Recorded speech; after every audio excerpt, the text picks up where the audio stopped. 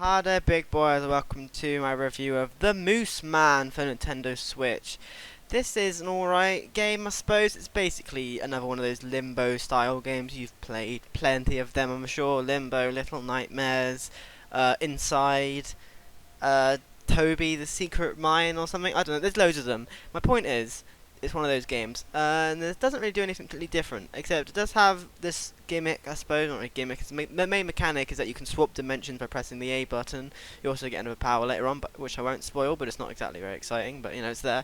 And yeah, that's kind of cool at first, because you can basically swap between, like, I don't know how they like, if it's the past or the future, or if it's some sort of different world, what, I don't know. I didn't really understand the story of this game. It is technically a story, but it's very weird and quite obscure and bit confusing, but yeah, basically you can swap between, I don't know, the people seeing you and then the people not seeing you, so you can sneak past them, or like going between, I don't, you know, doors being there that weren't there before and stuff like that. It's kind of cool at first, I suppose, but it gets a bit annoying towards the end, especially since the main gameplay mechanic consists of walking to the right, and that's pretty much it, and then maybe swapping directions every so often. Later on, the puzzles do get a bit harder. You might even have to go backwards. You might have to go left, which is crazy, but that's pretty much it, really. There's no jumping either, which kind of annoyed me, because there's a few times where I felt like if I could jump, I wouldn't have to awkwardly go back and like change whatever I need to change. You know, it's just, I mean, it's annoying. That game's annoying when you can't jump.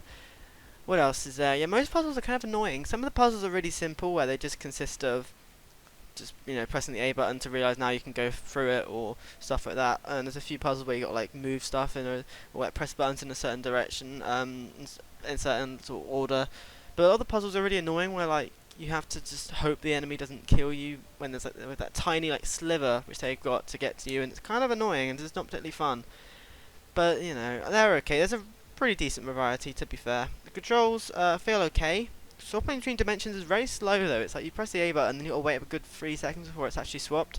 Luckily, it does actually start, like, as in if a bridge shows up, the bridge, you don't have to wait for the bridge to actually show up. It will already be walkable, basically, if that makes sense. Stuff like that, which is kind of nice, I suppose. It makes it a lot less annoying, but still a bit difficult.